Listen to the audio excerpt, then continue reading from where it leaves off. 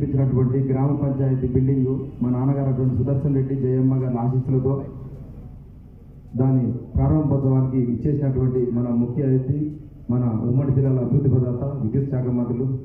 జగదీష్ రెడ్డి గారు, అదేవిధంగా మన జిల్లా పరిషత్ చైర్మన్ సందీప్ రెడ్డి గారు,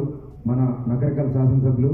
మన నకరికల్ అభివృద్ధి ప్రదాత మన చెరుమర్తి లింగన్న గారు, అదేవిధంగా మన జెడ్పీటీసీ ఎంపీపీ జ్యోతి బలరాం గారు, జెడ్పీటీసీ లక్ష్మీ జగన్ గారు, అదేవిధంగా ఇటు ఇచ్చేసినట్టు మన ఎంపీటీసీ తిమ్మపురం మహేందర్ రెడ్డి గారు, ఎరువుల లక్ష్మమ్మ గారు, ఉప సర్పంచ్ రఘు అన్సూర్య గారు, మా వార్డు మెంబర్లు పేరు పేరున, అదేవిధంగా ఇటు ఇచ్చేసినటువంటి మండలాధ్యక్షుడు మందడు ఉదయ్ రెడ్డి గారు, మేక అశోక్ రెడ్డి గారు, వైస్ ఎంపీపీ ఉపేందర్ గారు, నంద్యాల రెడ్డి గారు, మాజీ సర్పంచులు, ఎంపీటీసీలు, ఇక్కడ విచ్చేసినటువంటి మన గ్రామ ప్రజలు, మీడియా మిత్రులు, పత్రికా మిత్రులు అందరికీ పేరు పేరున నమస్కరిస్తూ, మరి ఈరోజు మన వెల్లంకి గ్రామంలో ఇంత గొప్పగా మన గ్రామ పంచాయతీ ఓపెనింగ్కు మీరు ఇచ్చేసి మీ అందరు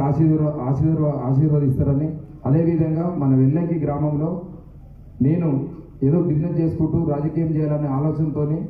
కానీ వచ్చి మనం సర్పంచ్ అయినాక కనీసం నేను ఊరి కోసం ఏదో ఒకటి చేయాలని చెప్పేసి తపనతో ఊరిని ఒక పట్టణంలాగా తీర్చిదిద్దాలన్న ఉద్దేశంతో ఇవాళ ఊరిని సొంత నిధులతో గ్రామ పంచాయతీ కట్టియడం, అదేవిధంగా ఊర్లో మన సొంత మౌలిక వసతులు మనమే కల్పించుకొని ఊర్లో ఊరిని ఏ విధంగా అయితే డెవలప్ చేసుకున్నామో అదేవిధంగా మనం సీసీ రోడ్లు వచ్చేసి 5,000 మీటర్లు మనం ఈ తెలంగాణ గవర్నమెంట్ వచ్చినాక మొట్టమొదటి సంతోషపడే సర్పంచ్గా మరి ఒకసారి అందరికి తెలిసేటట్టు ఘనంగా గట్టిగా చెప్తున్నాను. ఎందుకంటే సర్పంచ్ జిల్లాలో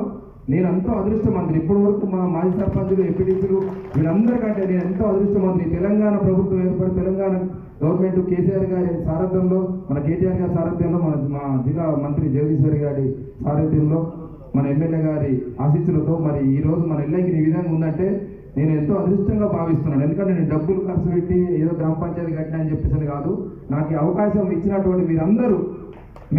ఆశీస్సులతో నేను ఊరిని ఏ విధంగా అయితే నేను